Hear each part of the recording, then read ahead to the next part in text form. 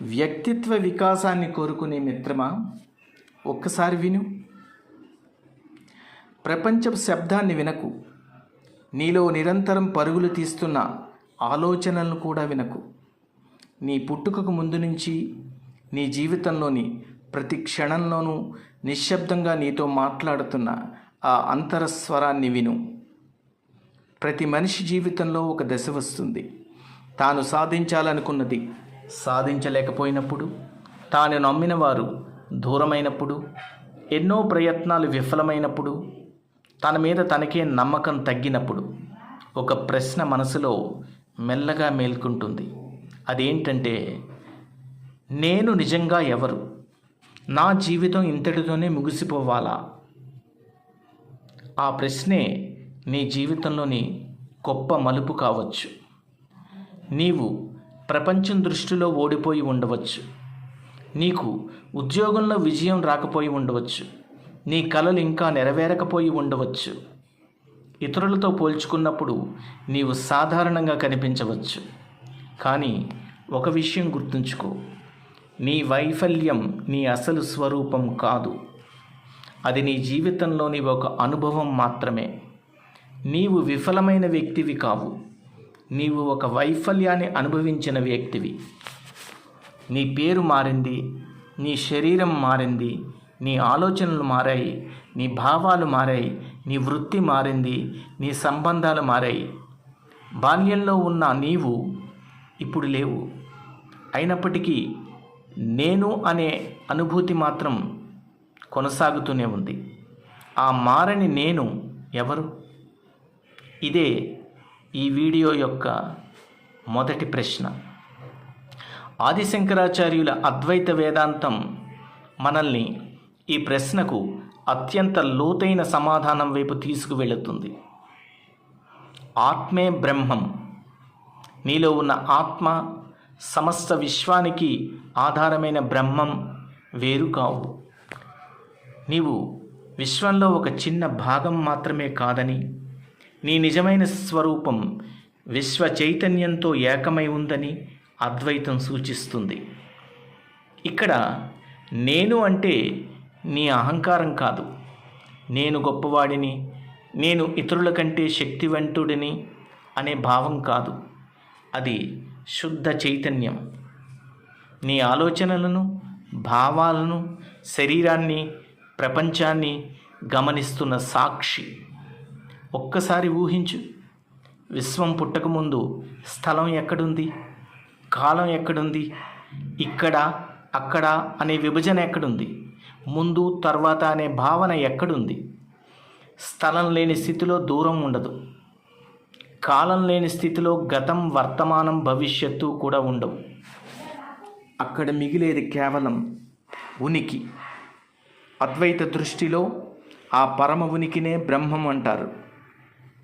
మన అనుభవంలో మనం స్థలంలో ఉన్నామని, కాలంలో ప్రయాణిస్తున్నామని అనుకుంటాం.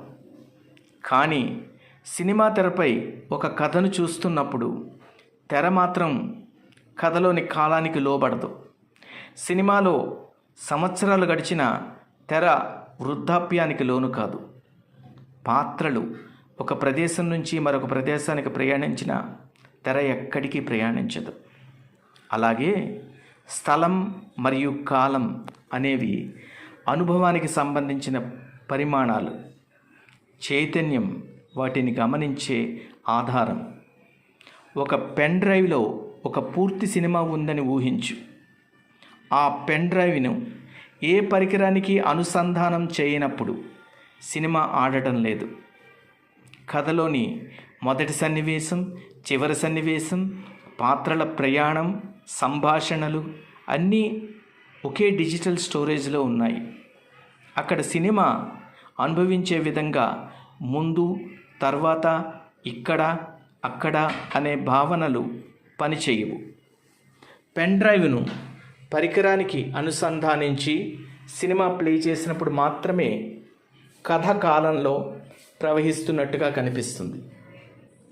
ఒక సన్నివేశం తర్వాత మరొక సన్నివేశం వస్తుంది.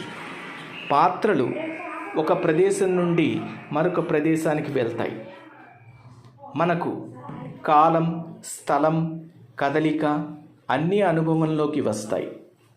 అదేవిధంగా అవ్యక్తమైన స్థితిలో ఉన్న విశ్వాన్ని మనం స్థలం, కాలం ద్వారా అనుభవించే వ్యక్తమైన ప్రపంచంగా చూస్తున్నామని ఊహించవచ్చు. ఇది కేవలం ఒక ఉపమానం మాత్రమే. దీనిని భౌతిక శాస్త్రంలోని నిర్ధారిత సిద్ధాంతంగా భావించకూడదు. కానీ అద్వైతంలోని అవ్యక్తం, వ్యక్తం, ఏకత్వం, అనేకత్వం, నిశ్చలం, చలనం అనే భావాలను అర్థం చేసుకోవడానికి ఇది ఒక శక్తివంతమైన ఆధునిక ఉపమానం. మరి విశ్వం నీతో ఎలా మాట్లాడుతుంది? విశ్వంతో మాట్లాడడం అంటే ఆకాశం వైపు చూసి ఎవరో బయట ఉన్న శక్తిని వేడుకోవడం మాత్రమే కాదు. నీ అంతరంగాన్ని నిశ్శబ్దం చేసి నీ నిజమైన అవసరాన్ని తెలుసుకొని దాన్ని స్పష్టమైన సంకల్పంగా మార్చి దానికి అనుగుణంగా జీవించడం. అదే విశ్వంతో సంభాషణకు మొదటి అడుగు. నీ కోరిక స్పష్టంగా ఉండాలి. నీ ఉద్దేశం స్వచ్ఛంగా ఉండాలి. నీ ఆలోచనకు చర్య తోడవ్వాలి. నీ చర్యకు సహనం తోడవ్వాలి. ఫలితంపై అతి పట్టుదల తగ్గాలి. ప్రతి అనుభవం నుంచి నేర్చుకోవాలి. విశ్వాన్ని అడగడం అంటే కేవలం నాకు ఇది కావాలి అని చెప్పడం కాదు.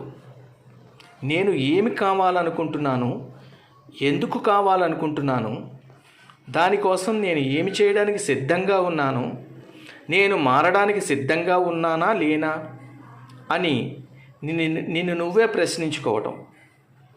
ఈ వీడియో నీకు మాయాజాలాన్ని వాగ్దానం చేయదు. కేవలం కోరితే విశ్వం వెంటనే దాన్ని నీ ముందు ఉంచగలుగుతుందని కూడా చెప్పదు. దాని బదులు అద్వైత జ్ఞానాన్ని ఆధారంగా చేసుకుని నీ ఆలోచన, నీ చైతన్యం, నీ వ్యక్తిత్వం, నీ చర్యలను ఎలా మార్చుకోవచ్చో అన్వేషిస్తుంది. నీ జీవితంలో నీవు ఎంత సాధారణంగా కనిపించినా నీలోని చైతన్యం సాధారణమైనది కాదు. ఒక విత్తనంలో మహావృక్షం దాగి ఉన్నట్టే నీలో కూడా అపారమైన అవకాశాలు దాగి ఉన్నాయి. నీ విజయం బయట నుంచి నీలోకి రావాల్సింది కాదు, నీలోని సామర్థ్యాన్ని మేల్కొల్పవలసింది. అందుకే ఈ వీడియో యొక్క ప్రయాణం ఎలా విజయవంతం కావాలి అనే ప్రశ్నతో ప్రారంభం కాదు. అది అంతకంటా లోతైన ప్రశ్నతో ప్రారంభమైంది. అదే నేను ఎవరు? ఈ ప్రశ్నకు సమాధానం వెతుకుతూ నీవు నీలోకి ప్రయాణం చేస్తే ఏదో ఒకరోజు నీవు తెలుసుకునే అవకాశం ఉంది.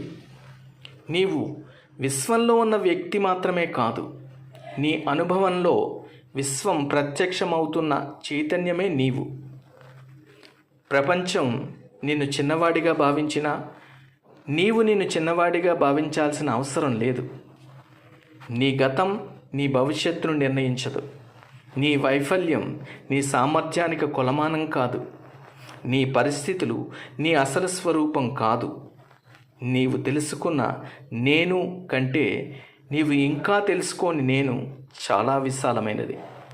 కాబట్టి మొదటి అడుగు ఒక్కటే. ఆగు, నిశ్శబ్దంగా ఉండు, లోపలికి చూడు మరియు అడుగు, నేను ఎవరు అని. బహుశా ఆ ప్రశ్నకు సమాధానం బయట నుంచి రాదు. ఎందుకంటే సమాధానం ఎప్పటి నుంచో నీలోనే ఉంది. నీలోనే విశ్వం ఉంది. నీవే ఆ విశ్వాన్ని అనుభవిస్తున్న చైతన్యం. ఇప్పుడు ఆ చైతన్యాన్ని తెలుసుకునే ప్రయాణాన్ని నా 2వ వీడియో నుంచి ప్రయాణం చేద్దాం. మిత్రులారా, ఇక నుంచి వచ్చే వీడియోల్ని మిస్ అవ్వకండి. ధన్యవాదాలు.